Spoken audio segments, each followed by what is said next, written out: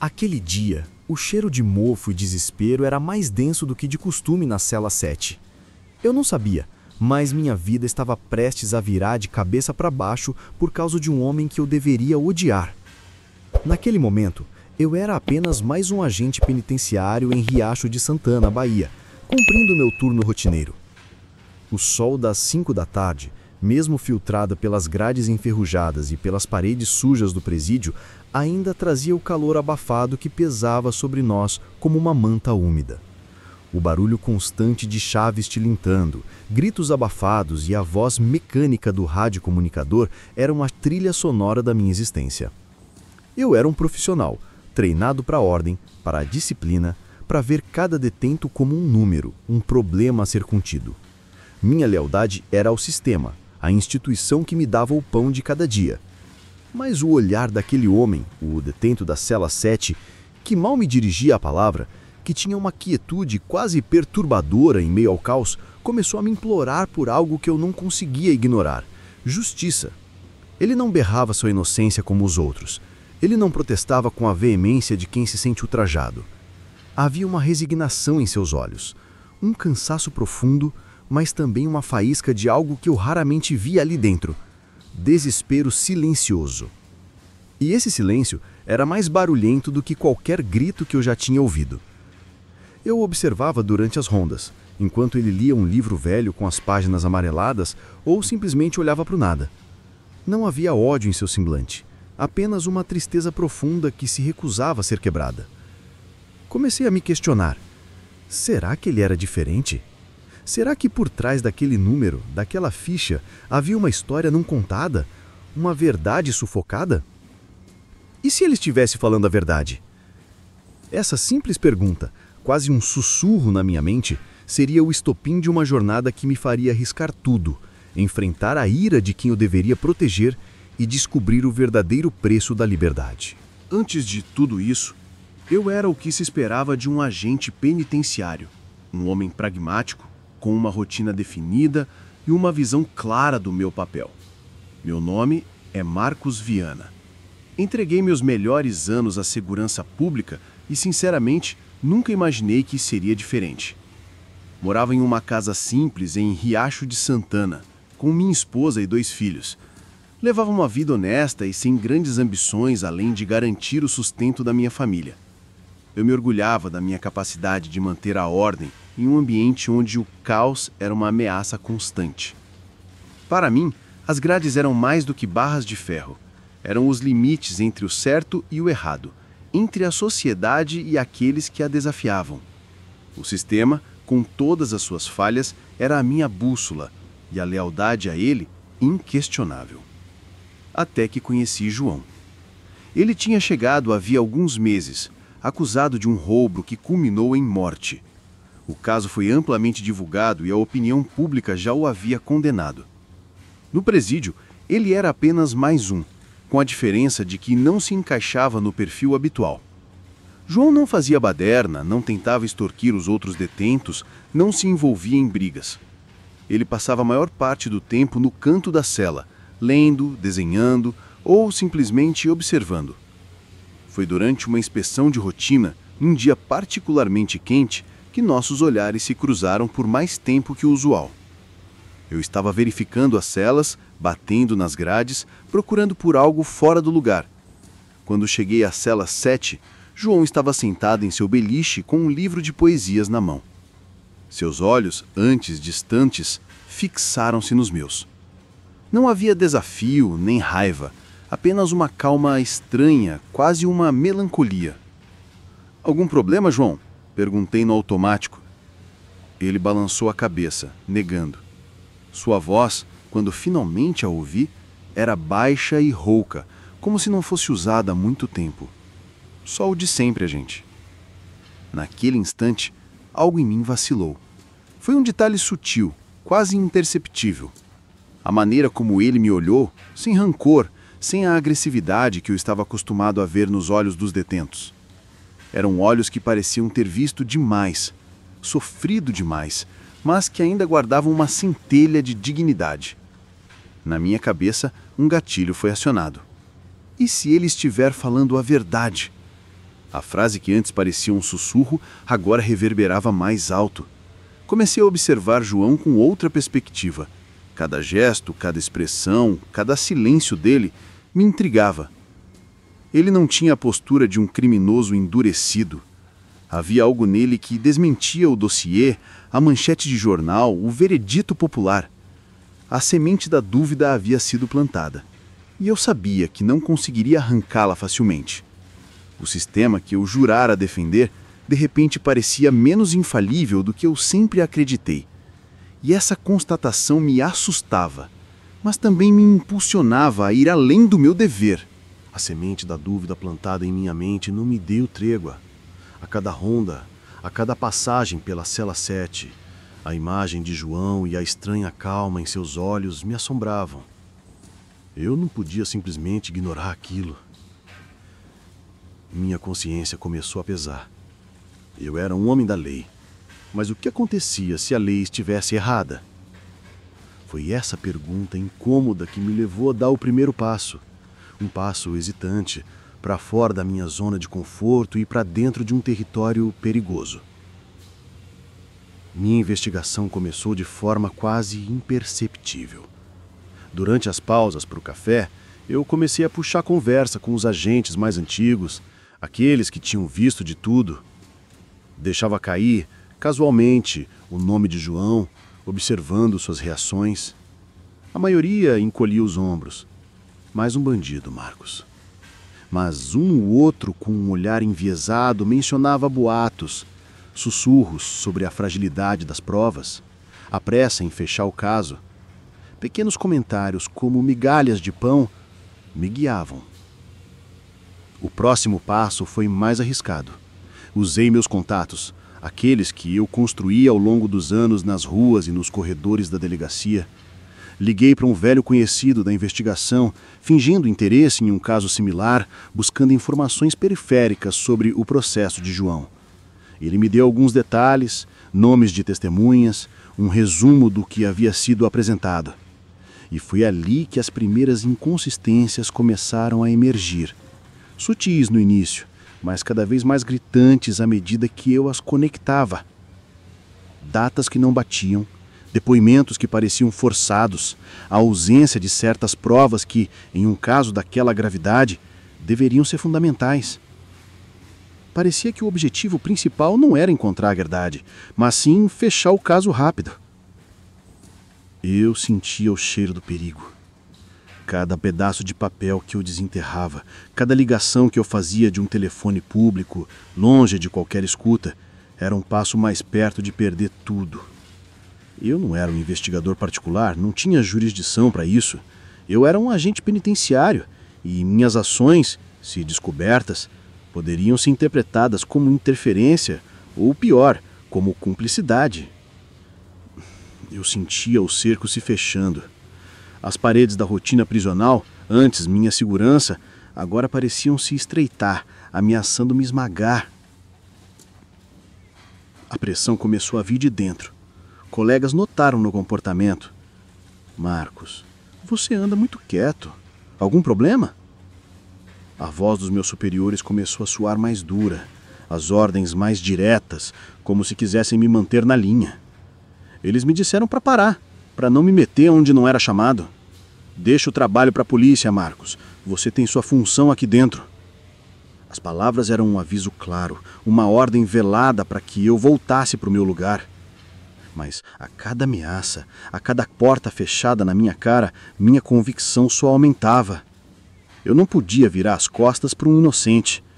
Eu já tinha visto injustiças antes, claro, mas nunca havia sentido essa responsabilidade pessoal. Parecia que a vida de João dependia de mim, do único que se atreveu a olhar além do dossiê. A verdade, eu percebi, era um monstro teimoso. Ela não podia ser aprisionada para sempre. E eu, mesmo que sozinho, estava disposto a libertá-la. Aquele era o começo da minha guerra contra o próprio sistema que eu um dia jurei proteger. E eu sabia que, para vencê-la, teria que sacrificar muito mais do que imaginava. A cada peça do quebra-cabeça que eu encaixava, a imagem da injustiça se tornava mais nítida. mais revoltante. A descoberta de uma testemunha-chave que havia sido intimidada para mudar seu depoimento, a desconsideração de álibis que poderiam ter salvado João e, por fim, a confirmação de que um policial envolvido na investigação inicial tinha ligações duvidosas com a verdadeira gangue responsável pelo roubo, tudo isso compunha um quadro sombrio de negligência, talvez até de cumplicidade. Aquele não era mais apenas um caso de erro judiciário. Era um sistema que, por conveniência ou falha, estava destruindo uma vida. O momento da verdade, aquele em que não havia mais como voltar atrás, veio com a descoberta de uma gravação. Um áudio bruto, quase inaudível, de uma câmera de segurança de um comércio próximo ao local do crime. A gravação, que deveria ter sido analisada no inquérito, havia sido convenientemente perdida. Levei semanas usando meus poucos contatos técnicos e gastando minhas economias em um equipamento rudimentar para limpar o som. E ali estava. A voz inconfundível de outra pessoa, não de João, organizando o roubo e dando ordens, com detalhes que só o verdadeiro criminoso saberia. Era a prova irrefutável, a bala de prata que poderia desmascarar a farsa. Eu não era um advogado nem um investigador particular com recursos ilimitados. Eu era Marcos Viana, um agente penitenciário com um contra-cheque modesto, mas que, naquela hora, sentia-se o único capaz de fazer o certo. Aquele áudio era o meu trunfo, mas também a minha sentença. Como apresentá-lo? A quem confiar? O sistema que me criou era agora meu adversário mais ferrenho. A batalha legal e burocrática que se seguiu foi um verdadeiro inferno. Tentei abordar meus superiores de forma sutil no início, apresentando as inconsistências que havia encontrado. Fui recebido com olhares de desconfiança, advertências veladas sobre excesso de zelo e conselhos para me concentrar em minhas funções primárias. As portas se fechavam na minha cara. O sentimento de isolamento era sufocante. Colegas que antes me cumprimentavam com um sorriso, agora desviavam o olhar, temendo serem associados a mim. Eu me tornei o agente problema, o rebelde que questionava a autoridade. Decidi ir além dos muros do presídio. Procurei advogados, mas sem dinheiro para honorários e com um caso que parecia uma teoria de conspiração vinda de um agente revoltado, encontrei pouca abertura. Fui a jornais menores, mas o risco de expor minha fonte, eu mesmo, era grande demais. Cada tentativa falha era um golpe, mas a imagem de João, preso por um crime que não cometeu, me impulsionava. As noites sem dormir se tornaram a regra e o estresse começou a cobrar seu preço. Minha esposa, preocupada, me perguntava o que estava acontecendo, mas eu não podia envolvê-la em algo tão perigoso. Estou com os problemas no trabalho, eu dizia, uma mentira que me corroía. Eu estava à beira do abismo, com meu casamento e minha carreira por um fio, mas a ideia de desistir era ainda mais insuportável. Eu não podia virar as costas para João. Eu não podia virar as costas para a verdade. O ar no tribunal estava pesado, quase elétrico. Depois de meses de portas fechadas e tentativas frustradas, a gravação, a prova cabal da inocência de João, finalmente seria apresentada. Consegui que um advogado idealista, um jovem e inexperiente defensor público que, contra todas as expectativas, se sensibilizou com a minha história e com a obstinação nos meus olhos, aceitasse o caso pro bono. Ele viu a mesma faísca de verdade que eu vira nos olhos de João. Mas a batalha não foi fácil. A promotoria, com todo o peso do sistema por trás dela, tentou descredibilizar a gravação, questionar sua autenticidade, atacar minha conduta. Fui chamado de insubordinado, conspirador, agente com delírios de herói. A cada acusação, meu estômago se contorcia, mas eu me mantinha firme. Eu tinha a verdade. Lembro-me de cada detalhe daquele dia crucial. O promotor, um homem corpulento e arrogante, gesticulava. Suas palavras ecoavam, tentando abafar a voz da justiça. João, ao meu lado, estava pálido, com as mãos trêmulas, mas seus olhos fixos no juiz. E então foi a vez do jovem advogado. Ele reproduziu o áudio. As vozes, inicialmente abafadas, foram ganhando clareza na sala. A voz do verdadeiro criminoso, inaconfundível, fria, dando as ordens do assalto, mencionando detalhes que só quem estava lá poderia saber. O silêncio na sala era tão denso que se podia ouvir o próprio coração batendo. Olhei para o rosto do promotor, que empalideceu. A advogada da vítima, antes impassível, agora tinha uma expressão de choque e confusão. A defesa apresentou as inconsistências que eu havia apontado, os depoimentos contraditórios, a pressa em concluir o inquérito. A verdade estava sendo desnudada, pedaço por pedaço, diante de todos. As horas se arrastaram, cada minuto uma eternidade. E então veio o veredito. O juiz, após um longo e tenso silêncio, proferiu as palavras que eu sonhava ouvir. Diante das novas provas apresentadas e considerando as inconsistências do processo original, este tribunal revoga a sentença e declara o réu João Antônio da Silva inocente. O som da marreta do juiz selou não apenas o destino de João, mas o meu também. Um alívio avassalador inundou a sala. João desabou em lágrimas, uma torrente de emoções que ele segurou por anos. Seus olhos se encontraram com os meus, e um sorriso, o primeiro que o via no seu rosto, floresceu. Era um sorriso de gratidão, de redenção. Naquele momento, todas as noites sem dormir, todos os riscos, todas as portas fechadas valeram a pena. Eu o vi ser abraçado por sua família, chorando, pedindo perdão por não ter acreditado. A liberdade, antes uma miragem distante, era agora uma realidade tangível. Minha vitória, porém, veio com um preço alto. Fui suspenso no mesmo dia. A justificativa é oficial: conduta imprópria e interferência em processo judicial. Minha licença foi cassada. Meu nome, arranhado. Fui sumariamente demitido algumas semanas depois. O sistema, embora tivesse sido obrigado a reconhecer a verdade, não me perdoaria por ter exposto suas falhas. Perdi meu emprego, minha fonte de renda e, por um tempo, minha reputação. A volta para casa foi agridoce. Minha esposa estava aliviada por me ter de volta em segurança, mas a incerteza pairava sobre nós como uma nuvem escura. Mas mesmo diante da ruína profissional, havia uma paz interior. Eu havia ajudado o inocente, eu havia feito o que era certo. E isso eu percebi. Era algo que nenhum emprego ou cargo poderia me dar. O sol se punha, pintando o céu com tons de laranja e roxo, quase como uma tela pintada por um artista talentoso. Eu estava sentado na varanda de casa, o silêncio da minha nova rotina me envolvendo de uma forma que nunca imaginei ser possível. Não havia mais o tilintar agoniante das chaves, nem os gritos abafados e o desespero que se infiltravam pelas paredes do presídio. Havia apenas a paz e o eco de uma batalha que eu venci, mas que, inegavelmente, me custou um preço altíssimo. Eles dizem que a justiça é cega, e, de fato, talvez ela o seja em sua essência. Mas o que eu aprendi na pele, de uma forma visceral e inesquecível, é que muitas vezes essa cegueira não é uma virtude, e sim uma falha, uma incapacidade de enxergar a verdade que se esconde por trás da densa cortina da burocracia, do medo enraizado e da conveniência que se instala nos corações de quem deveria servir. Nesses momentos críticos, a justiça não é autossuficiente. Ela precisa desesperadamente de alguém para lhe emprestar os olhos curiosos e investigativos, e a coragem, uma coragem que desafia a inércia e o status quo. Ela precisa de alguém disposto a questionar o que parece inquestionável, a ir contra a correnteza avassaladora de um sistema arraigado e, acima de tudo, a arriscar tudo o que possui em nome de um ideal maior.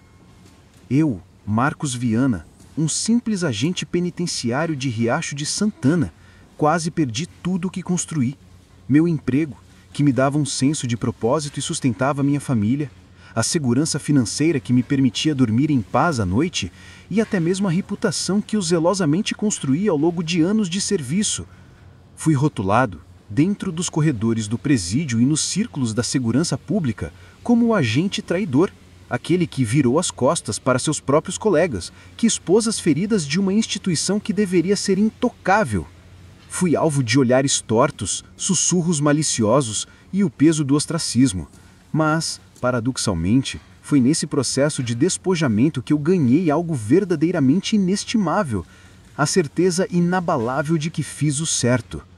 Aquele sorriso de João, um sorriso que brotou em seu rosto pálido e cansado no momento em que a liberdade lhe foi devolvida, o primeiro sorriso genuíno de um homem verdadeiramente livre em anos.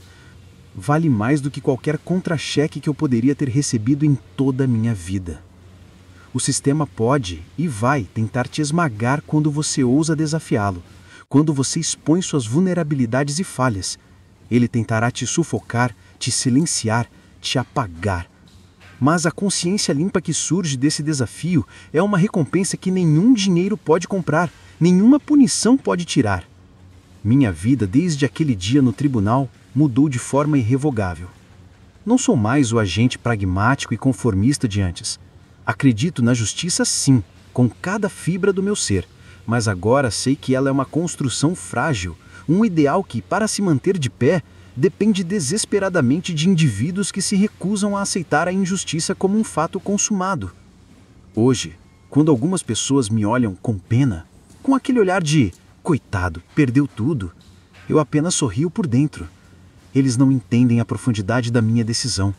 Eles ainda estão presos na rotina sufocante, na conformidade cega, no medo de sair da linha. E eu, mesmo sem meu uniforme, sem o distintivo no peito, sou mais livre do que jamais fui em toda a minha vida. A liberdade, eu descobri, não é apenas a ausência de grades físicas, é ter a coragem inabalável de ser você mesmo, de defender seus valores, de lutar pelo que é certo, mesmo quando o mundo inteiro parece estar contra você. Qual é o preço da sua liberdade? E, mais importante ainda, qual é o preço da sua consciência?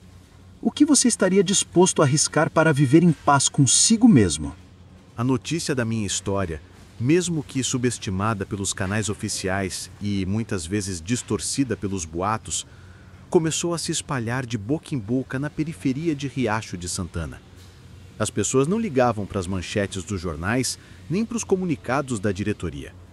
Elas se importavam com a verdade que sentiam, com a história de um homem que arriscou tudo por um desconhecido. Não demorou para que outras famílias, outras pessoas que se sentiam esmagadas pela engrenagem da injustiça começassem a me procurar. Eram casos dos mais variados, claro, sem o drama de uma prisão injusta que quase custou uma vida, mas igualmente importantes para aqueles que os viviam em sua própria pele. Vinham me falar de um processo que não andava, engavetado em alguma gaveta empoeirada do fórum, de uma denúncia que fora ignorada pela polícia local, mesmo com todas as provas, de uma burocracia que parecia intransponível para quem não tinha contatos ou conhecimento das regras veladas. Havia um homem que perdeu a casa por um erro no registro de imóveis, uma mulher idosa que não conseguia acesso à sua aposentadoria e até mesmo jovens acusados de pequenos furtos que não tiveram direito a uma defesa adequada. Eu comecei a usar meu conhecimento de anos dentro do sistema, das suas falhas, dos seus pontos cegos, das suas engrenagens, para orientar essas pessoas. Eu me sentava com elas, escutava suas histórias com a paciência que o presídio me ensinara e tentava traçar um caminho.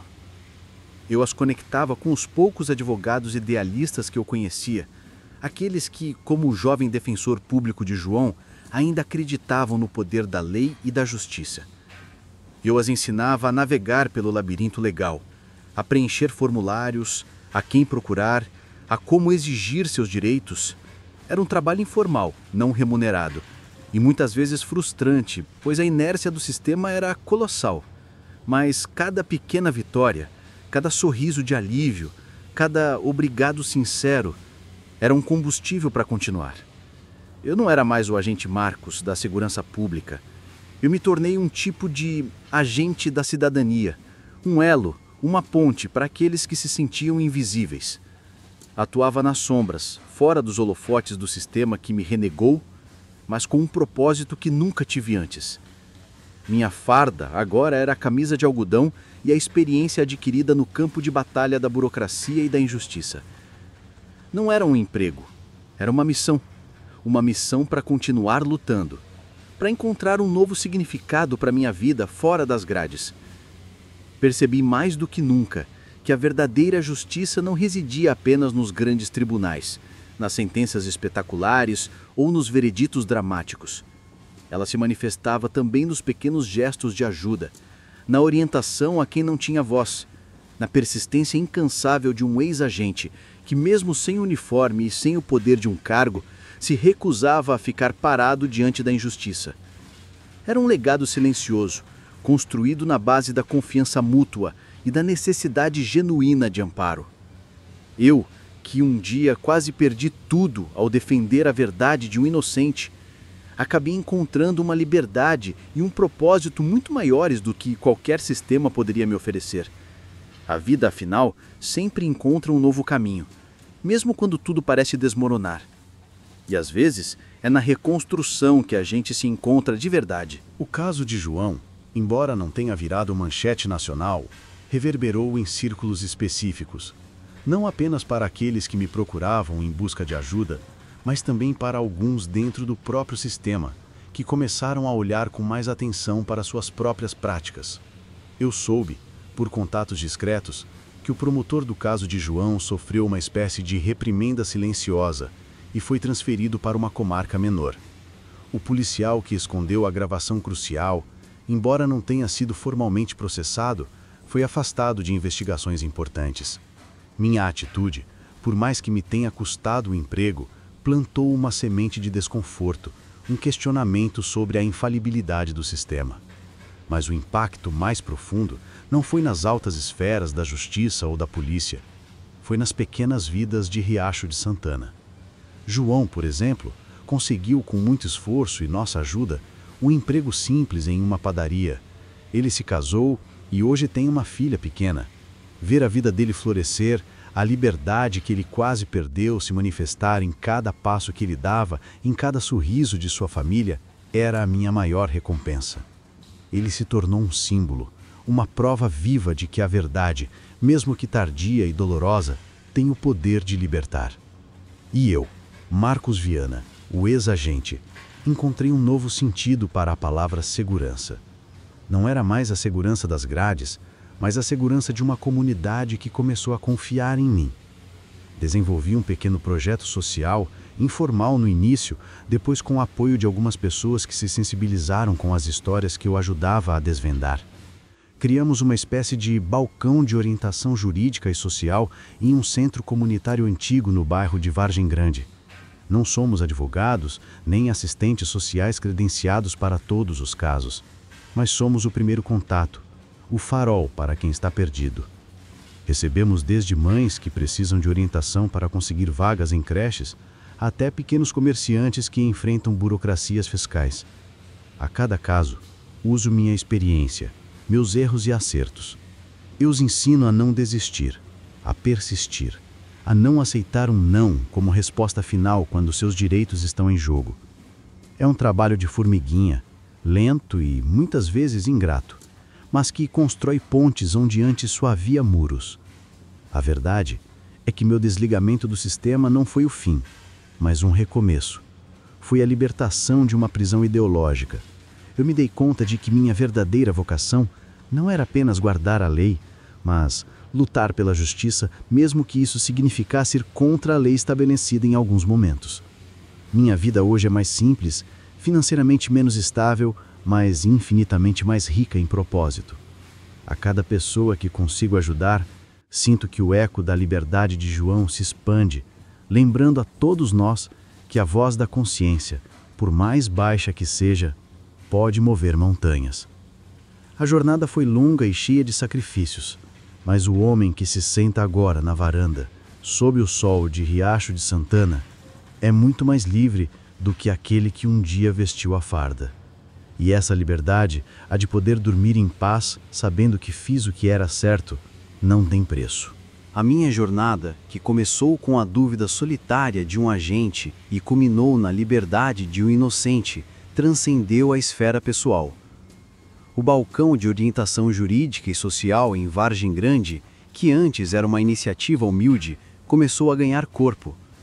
A história de João e a minha, contadas e recontadas nas rodas de conversa, inspiraram outros.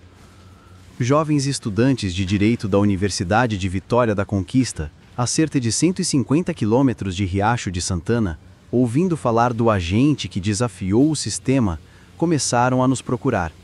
Eles queriam estágio, queriam ajudar, queriam aprender a advogar para as pessoas de verdade e não apenas para grandes escritórios. De repente, eu não estava mais sozinho. Aquela centelha de indignação que me impulsionou a agir tornou-se uma chama que aquecia outros corações. O espaço no centro comunitário, antes mal utilizado, agora fervilhava com a energia desses jovens idealistas. Eles traziam um conhecimento técnico e a garra acadêmica. Eu, a experiência de campo, a visão das entranhas do sistema e a paciência para ouvir histórias que a lei muitas vezes não alcança em sua frieza. Juntos, nos tornamos uma pequena equipe, uma rede informal de apoio que chamávamos entre nós de Rede da Consciência. Não tínhamos fins lucrativos. Nossas reuniões eram regadas a café forte e bolachas de água e sal. As paredes do nosso pequeno escritório, antes vazias, foram preenchidas com quadros de avisos cheios de anotações sobre casos, prazos e nomes de contato. A cada semana, mais pessoas chegavam, trazidas pela esperança que nossa simples existência representava. Desde questões complexas de herança em famílias desestruturadas, até a burocracia de acesso à saúde pública para idosos e crianças, passávamos horas buscando soluções. O mais gratificante era ver a transformação nas pessoas que ajudávamos. Não apenas a resolução de seus problemas legais ou sociais, mas a restauração da esperança e da dignidade. Muitos deles, desiludidos com a justiça, chegavam com a cabeça baixa, sem fé alguma. Saíam com um brilho nos olhos, com a sensação de que sim, ainda existia gente disposta a lutar por eles. E essa corrente de confiança e gratidão se espalhava. Pessoas que ajudávamos voltavam para trazer amigos e vizinhos, ou simplesmente oferecer uma ajuda voluntária, uma mão na organização, um prato de comida para as reuniões. Esta herança inesperada, essa rede da consciência, se tornou o meu novo propósito de vida. Eu não era mais um agente protegendo prisões, mas um catalisador de justiça, um construtor de esperança em uma comunidade que precisava desesperadamente dela. O custo da minha liberdade do sistema foi alto sim, mas o valor do que construí depois, a capacidade de impactar positivamente tantas vidas, é incalculável. É a prova viva de que um ato de coragem individual pode, de fato, reverberar e criar uma corrente de mudança muito maior do que se pode imaginar. Nossa rede da consciência estava crescendo sim, e o entusiasmo era contagiante, especialmente entre os jovens. Mas seria ingênuo pensar que o sistema, que eu havia cutucado tão profundamente, simplesmente nos deixaria em paz. A resistência era sutil no início, mas cada vez mais ostensiva. Afinal, a luz que jogávamos sobre as falhas e injustiças não era bem vista por quem preferia a escuridão. Começaram com entraves burocráticos, pedidos de informações que demoravam meses para serem respondidos, documentos que sumiam nas repartições públicas quando os casos eram os que a rede da consciência estava acompanhando. Pequenas multas e fiscalizações inesperadas no centro comunitário por supostas irregularidades que nunca haviam sido notadas antes. Era uma tática para nos desgastar, para nos fazer desistir pela exaustão. Lembro-me de um dia em que um fiscal da prefeitura apareceu com uma lista de exigências absurdas para o nosso pequeno espaço, alegando que estávamos operando como um escritório de advocacia sem licença. Tivemos que gastar horas e mais horas provando que éramos apenas um ponto de apoio e orientação voluntária. Depois veio o silêncio seletivo. Tentamos agendar reuniões com órgãos públicos para discutir melhorias no atendimento à população carente, apresentar sugestões. Nossos e-mails e ligações eram ignorados. As portas, que já eram difíceis de abrir, agora pareciam soldadas. Era como se a nossa existência fosse inconveniente, um lembrete constante de que algo estava errado e que havia pessoas dispostas a lutar por aquilo. Havia também o descrédito velado. Sussurros sobre mim, o ex-agente problemático, começaram a circular de forma mais intensa. Tentavam pintar a rede como um bando de idealistas ingênuos ou, pior, como um grupo que buscava ganhos pessoais. Lembro-me de ouvir um comentário de um antigo colega em um supermercado. Marcos, cuidado com o que você anda fazendo. O sistema tem braços longos. Era uma ameaça disfarçada de conselho, um lembrete de que eu estava sendo observado. Os desafios financeiros eram constantes. Como um projeto voluntário, dependíamos de doações esporádicas e do nosso próprio bolso. Material de escritório, passagens para audiências em outras cidades, até mesmo um café decente para as reuniões. Tudo era uma luta. Muitas vezes, os jovens estagiários pagavam do próprio bolso pequenas despesas para manter o trabalho andando. Houve momentos de desânimo, quando a montanha de problemas parecia insuperável e a energia começava a se esvair. Mas a resistência do sistema era, paradoxalmente, o que mais nos fortalecia. Cada obstáculo nos unia mais, reforçava nossa convicção. Se eles estavam tão empenhados em nos parar, significava que estávamos no caminho certo. Significava que nossa luz, por menor que fosse, estava incomodando a escuridão. A cada porta fechada, buscávamos uma janela. A cada tentativa de descrédito, redobrávamos nosso compromisso com a transparência e a ética. Eu, que já havia enfrentado a violência e o perigo físico nas prisões, percebi que a batalha contra a burocracia e a inércia podia ser tão ou mais exaustiva. Mas a visão da justiça, para João e para tantos outros, era o meu combustível inesgotável. Eu não podia parar. A pressão do sistema não se limitava apenas à burocracia e ao descrédito velado. Havia um novo nível de tática, mais insidiosa e calculada, que começou a se manifestar. A pressão sobre as fontes de apoio. Pessoas que inicialmente nos ajudavam com pequenas doações ou cediam espaços para reuniões começaram a recuar. Um comerciante local que sempre nos oferecia café e biscoitos, de repente passou a dizer que não podia mais ajudar porque estava enfrentando problemas com a fiscalização. Um pequeno escritório de advocacia que, de vez em quando, pegava um caso pro bono indicado por nós, recusou um novo pedido, alegando excesso de demanda. Era claro que estavam sofrendo algum tipo de retaliação indireta, um aviso para não se associarem à rede da consciência. O mais doloroso foi perceber que essa tática começava a afetar até mesmo os jovens estagiários. Alguns, que inicialmente eram os mais entusiasmados, começaram a faltar às reuniões.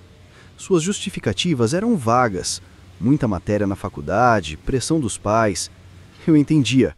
A carreira deles estava apenas começando, e uma associação com um problema, como eu, ou com um projeto que desafiava a ordem estabelecida, poderia comprometer o futuro deles. Não os culpei, mas senti o peso daquela perda. A chama que havia sido acesa em seus corações começava a vacilar sob o vento frio da realidade.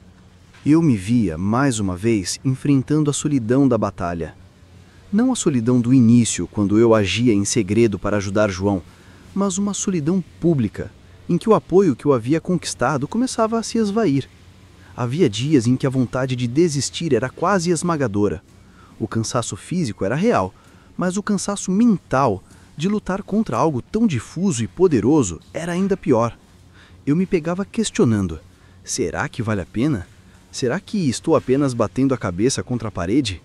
Mas então eu me lembrava de João, do brilho em seus olhos quando ele abraçou sua filha pela primeira vez fora das grades. Eu me lembrava daquela senhora que conseguimos ajudar a ter acesso ao seu remédio essencial. Eu me lembrava da esperança que eu via nos olhos de cada pessoa que nos procurava. Eram essas memórias, esses rostos, essas pequenas vitórias que me davam a força para continuar. Eu sabia que não podíamos parar. Se desistíssemos, o sistema ganharia por WO. A injustiça continuaria florescendo na escuridão. Então, adaptamos nossas estratégias. Passamos a operar de forma ainda mais discreta.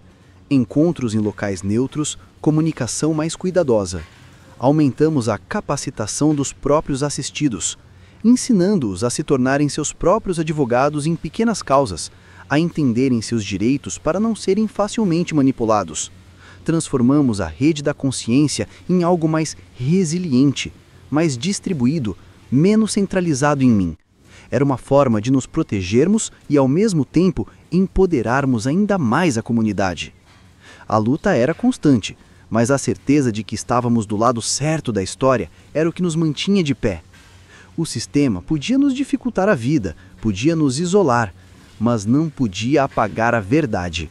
E enquanto houvesse um sopro de esperança, eu, Marcos Viana, continuaria sendo a voz para aqueles que não conseguiam falar.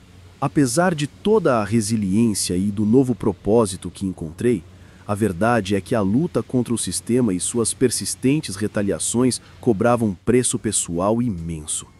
Não era apenas o cansaço físico das longas horas de trabalho voluntário ou a frustração com as portas fechadas.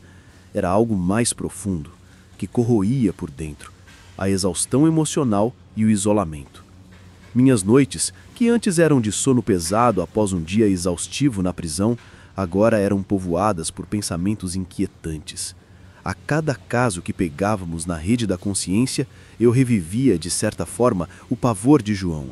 A urgência, a injustiça latente, a sensação de que o tempo estava correndo contra a pessoa que nos procurava. Essa carga emocional, multiplicada por dezenas de casos, se acumulava. Eu me via acordando no meio da noite, repassando estratégias, buscando soluções para problemas que pareciam insolúveis. Minha mente estava constantemente em alerta, um resquício dos anos na segurança pública, mas agora sem a estrutura e o apoio de uma instituição. Minha esposa, minha rocha, percebia. Ela me via mais calado, os olhos com olheiras profundas e a energia que antes me movia, por vezes parecia diminuída. Ela tentava me animar, me lembrava dos momentos bons, mas era difícil explicar a ela o peso que eu carregava. Como explicar que a luta pela justiça, por mais nobre que fosse, poderia ser tão solitária e desgastante? Eu não podia compartilhar todos os detalhes das ameaças veladas ou dos recuos de apoio para não sobrecarregá-la. Esse silêncio, essa necessidade de proteger minha família dos riscos que eu corria, criava uma barreira, mesmo com quem estava mais próximo. Os poucos amigos que me restavam do tempo de agente, aqueles que não me viraram as costas, tinham dificuldade em entender meu novo caminho. Marcos, você se dedica demais, se desgasta por gente que nem conhece, eles diziam, com um misto de admiração e incompreensão. Eles não viam a urgência, a necessidade de agir. Eu me sentia como um peixe fora d'água, um elo perdido entre o meu passado e um futuro incerto. O isolamento social, não por escolha, mas por circunstância, começou a me afetar. Houve momentos de dúvida profunda, de autoquestionamento. Estou sendo ingênuo? Será que essa luta vale o sacrifício pessoal que estou fazendo? Será que eu estou levando minha família para um caminho de incerteza por um ideal que talvez seja inatingível? Essas perguntas martelavam em minha mente, especialmente nos dias mais difíceis, quando as vitórias eram raras e as derrotas se acumulavam. Eu, que sempre fui um homem de certezas, me vi navegando por um oceano de incertezas, guiado apenas pela bússola da minha consciência. Apesar de tudo, era nesses momentos de maior fraqueza que a imagem do sorriso de João ou o brilho de esperança nos olhos de uma mãe que conseguiu a vaga na creche para o filho me vinha à mente. Era o relembrete de que, mesmo que o preço pessoal fosse alto, o valor da dignidade restaurada e da justiça alcançada para aquele sem voz era imensurável. Eu estava exausto, sim, mas não quebrado. A luta era interna e externa, e em ambas as frentes eu me recusava a me render. O desgaste era real, o peso sobre os ombros imenso, mas havia algo na rede da consciência que nos impulsionava. Os pequenos triunfos diários, a prova palpável de que nossa luta não era em vão. Se o sistema buscava nos esgotar com burocracia e silêncio, nós respondíamos com resultados que falavam mais alto do que qualquer represália. Lembro-me de um caso que parecia insolúvel, a história de Dona Lúcia, uma senhora que havia trabalhado a vida toda como diarista e que, devido a um erro administrativo, teve seu pedido de aposentadoria negado por anos. Ela já estava quase sem esperança quando chegou ao nosso balcão. O processo estava parado e ela era constantemente orientada a voltar depois ou a procurar um advogado caro. Com a ajuda dos estagiários de direito, dedicamos semanas a vasculhar documentos, a montar um dossiê detalhado e a identificar a falha exata no sistema. Eu usei minha experiência para entender onde a burocracia se escondia e como a gente poderia forçar uma resposta. Fomos incansáveis. Fomos à Previdência Social várias vezes, enviamos cartas formais, insistimos, com calma e determinação, até que o funcionário responsável, sob a nossa vigilância constante, teve que rever o caso. O dia em que Dona Lúcia recebeu a confirmação de que sua aposentadoria seria concedida foi uma festa no nosso pequeno centro comunitário. Ela chorou, nos abraçou e nos disse que não sabia mais como viveria sem aquele dinheiro.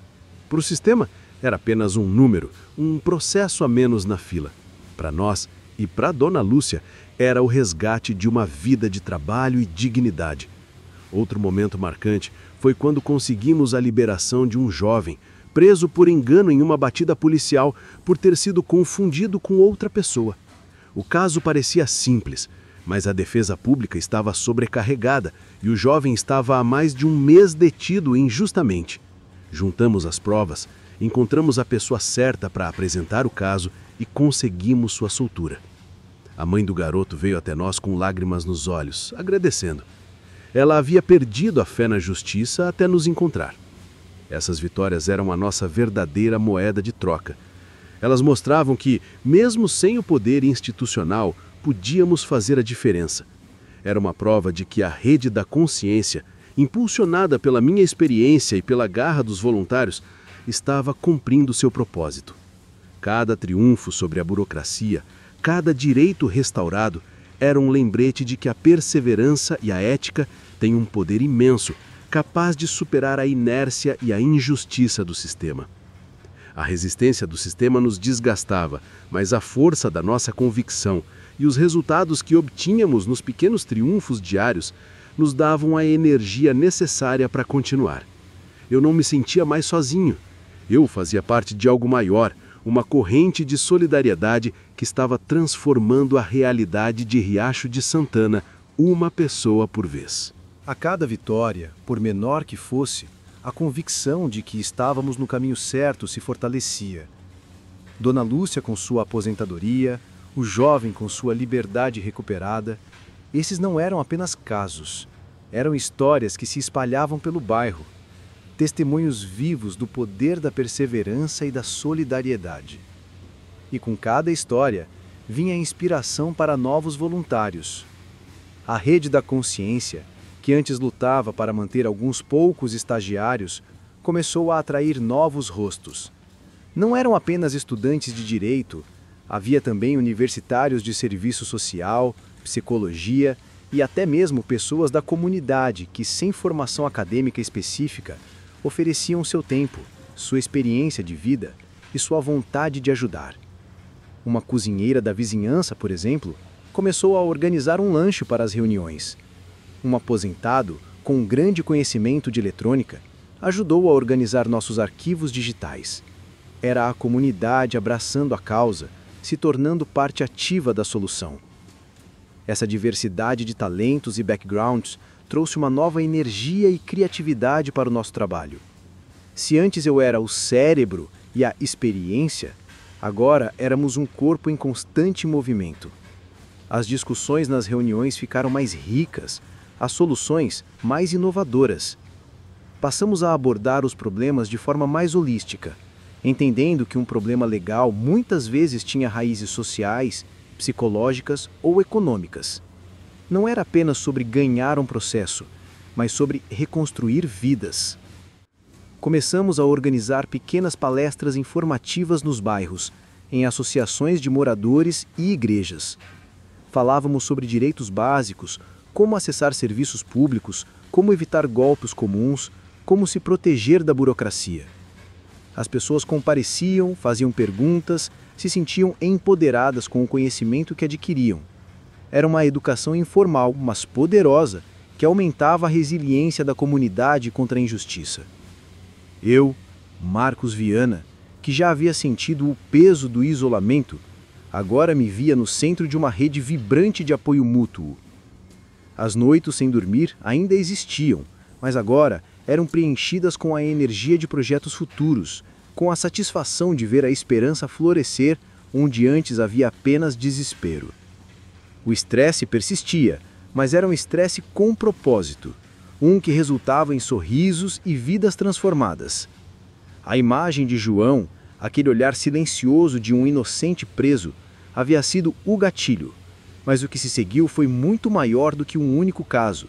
Foi a construção de um legado, uma corrente de consciência, que provava que, mesmo em face de um sistema opressor, a união e a persistência podem sim fazer a diferença. A jornada foi e continua sendo árdua, mas o que construímos em Riacho de Santana é a prova de que a luz da justiça nunca se apaga de vez. Ela apenas precisa de mãos dispostas a acendê-la e a mantê-la acesa, uma a uma, até que a escuridão comece a recuar. Apesar de todos os pequenos triunfos da rede da consciência e do apoio crescente da comunidade, o custo de ir contra o sistema continuava sendo cobrado diariamente. Não falo apenas do cansaço físico ou da luta contra a burocracia, mas de um preço muito mais alto e pessoal. O sacrifício de uma vida segura e a constante pressão sobre minha família e meu bem-estar psicológico. A estabilidade financeira, que por anos foi uma certeza em minha vida como agente, desapareceu. Eu troquei a segurança de um salário fixo por um trabalho voluntário, dependendo de doações esporádicas e de nossas economias minguantes. Minha esposa, que sempre me apoiou, precisou assumir uma carga maior para equilibrar as contas de casa. O olhar de preocupação dela, quando falávamos do futuro, era um golpe direto no meu peito. Eu via o medo em seus olhos não por ela, mas pelo nosso futuro incerto e pelo impacto em nossos filhos. Era um peso que eu carregava, a culpa de ter jogado fora a segurança em nome de um ideal. O impacto no meu psicológico era constante. A luta contra o sistema não tem horário comercial. Ela me acompanhava para casa, invadia meus sonhos. Eu não era mais apenas o Marcos que ajudava no balcão. Eu era o homem que o sistema tentava calar. A vigilância, as ameaças veladas e o sentimento de que nunca estávamos totalmente seguros criavam um estado de alerta permanente. O desgaste emocional era profundo e, em certos momentos, me sentia à beira de um colapso. O isolamento social persistia. Perdi amigos, não por raiva, mas por uma divergência fundamental de valores. Eles preferiram a segurança do conformismo, enquanto eu escolhi a incerteza da verdade. Quando nos encontrávamos, não havia mais sobre o que conversar. A minha vida se tornou tão diferente da deles, tão focada nessa luta, que o abismo entre nós se tornou intransponível. Eu havia perdido muito: minha carreira, minha renda estável, a paz de uma vida sem sobressaltos. O sistema me puniu por ter ousado expor suas falhas, mas, paradoxalmente, esse sacrifício me libertou. A vida simples que levávamos, com o trabalho árduo e as incertezas financeiras, era infinitamente mais rica. Eu troquei o conforto material pela integridade moral. E essa troca, eu sabia, era a única que importava. Aquele dia na cela 7, quando o desespero silencioso de João acendeu a faísca da dúvida, foi o início de uma jornada que me custou caro. O preço da liberdade não é pago apenas pelo inocente, é pago também por quem o ajuda. Eu me tornei um exilado do sistema, mas um homem livre em minha consciência.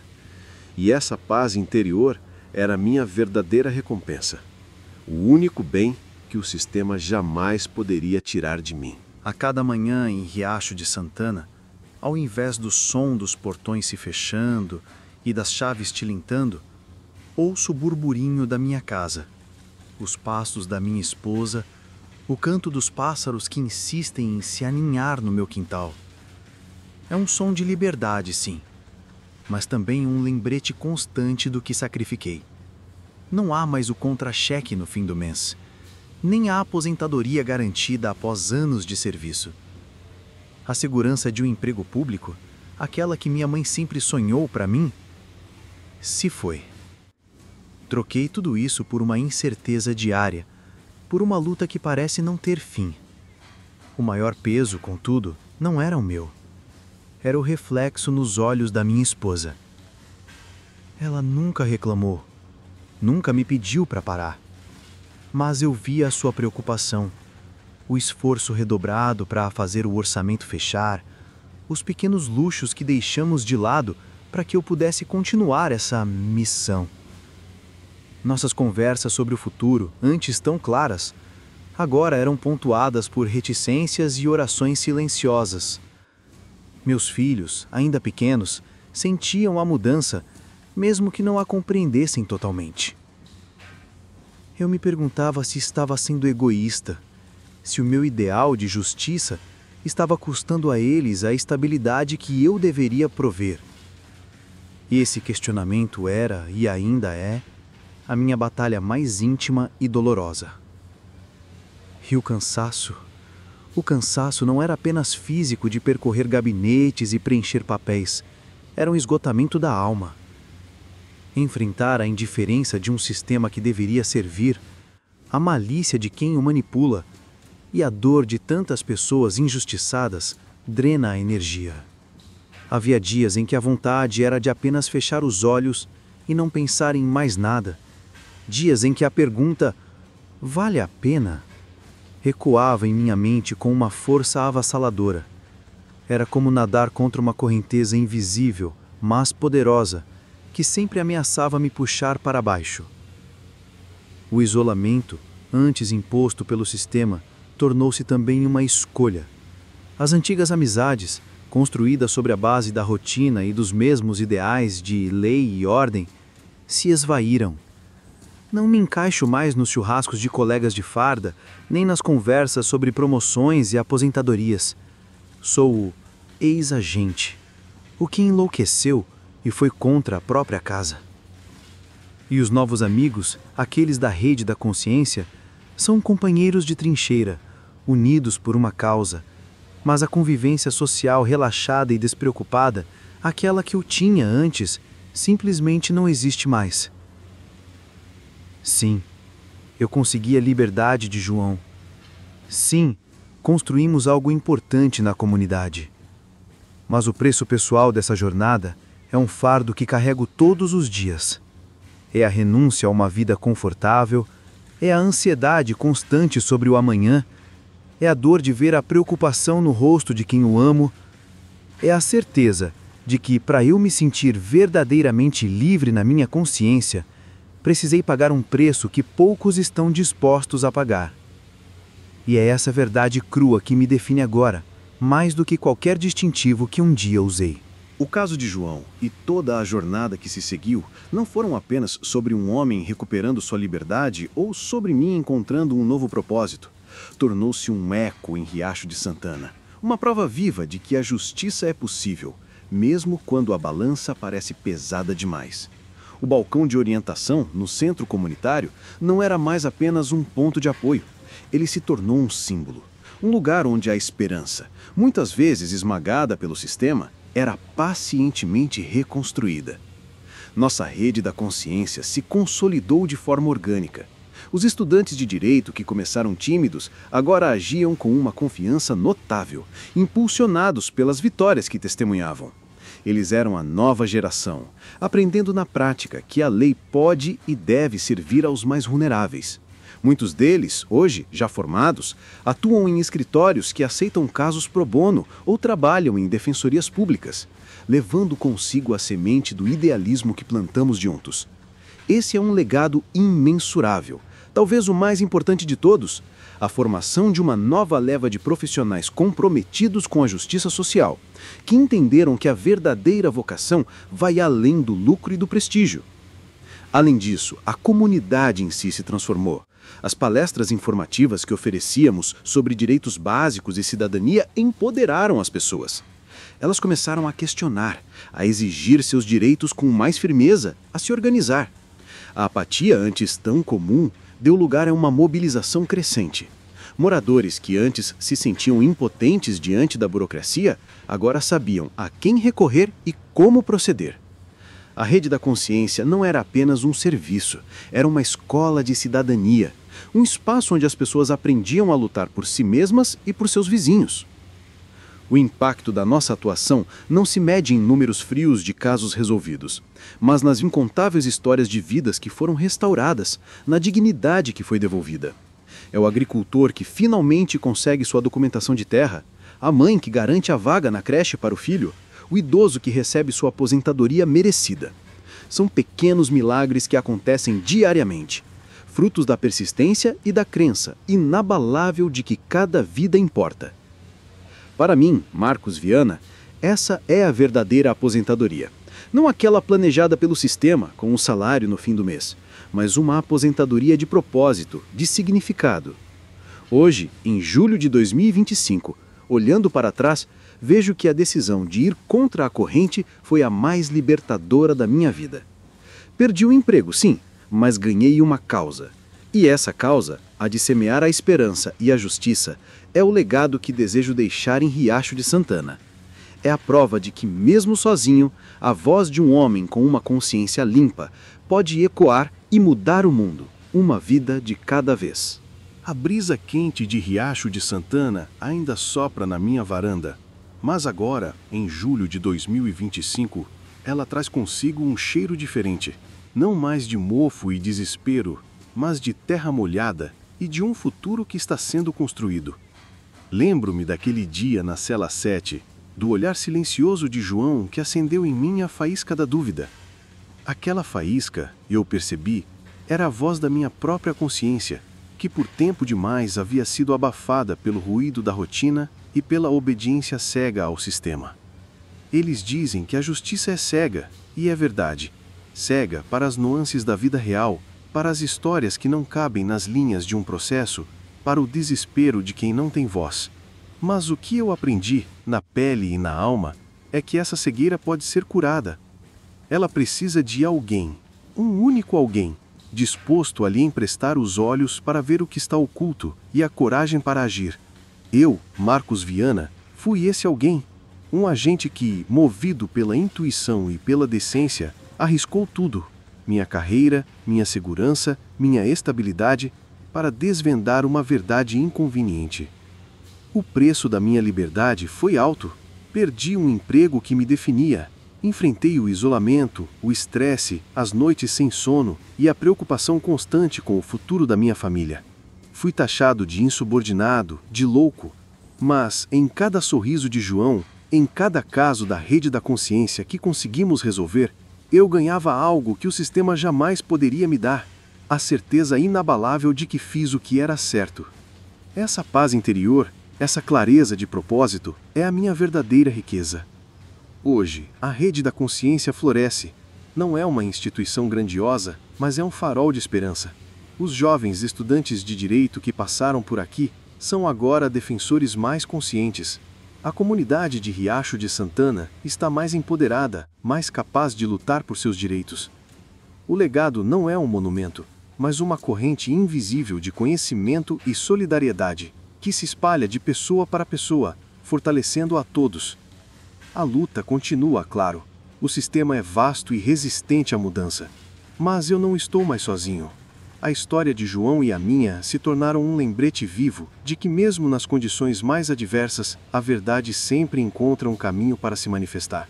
E quando ela o faz, a liberdade de um homem, a liberdade de uma consciência, a liberdade de uma comunidade, é o eco mais poderoso que se pode ouvir. Qual é o preço da sua liberdade? E, mais importante ainda, qual é o preço da sua consciência? O que você estaria disposto a arriscar para viver uma vida em que possa se olhar no espelho e saber que, quando a verdade chamou, você respondeu? A brisa quente de Riacho de Santana ainda sopra na minha varanda, mas agora, em julho de 2025, ela traz consigo um cheiro diferente. Não mais de mofo e desespero, mas de terra molhada e de um futuro que está sendo construído. Lembro-me daquele dia na cela 7, do olhar silencioso de João que acendeu em mim a faísca da dúvida. Aquela faísca, eu percebi, era a voz da minha própria consciência, que por tempo demais havia sido abafada pelo ruído da rotina e pela obediência cega ao sistema. Eles dizem que a justiça é cega, e é verdade. Cega para as nuances da vida real, para as histórias que não cabem nas linhas de um processo, para o desespero de quem não tem voz. Mas o que eu aprendi, na pele e na alma, é que essa cegueira pode ser curada. Ela precisa de alguém, um único alguém, disposto a lhe emprestar os olhos para ver o que está oculto e a coragem para agir. Eu, Marcos Viana, fui esse alguém. Um agente que, movido pela intuição e pela decência, arriscou tudo. Minha carreira, minha segurança, minha estabilidade para desvendar uma verdade inconveniente. O preço da minha liberdade foi alto. Perdi um emprego que me definia. Enfrentei o isolamento, o estresse, as noites sem sono e a preocupação constante com o futuro da minha família. Fui taxado de insubordinado, de louco. Mas em cada sorriso de João, em cada caso da rede da consciência que conseguimos resolver, eu ganhava algo que o sistema jamais poderia me dar. A certeza inabalável de que fiz o que era certo. Essa paz interior, essa clareza de propósito, é a minha verdadeira riqueza.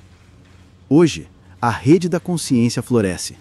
Não é uma instituição grandiosa, mas é um farol de esperança. Os jovens estudantes de direito que passaram por aqui são agora defensores mais conscientes. A comunidade de Riacho de Santana está mais empoderada, mais capaz de lutar por seus direitos.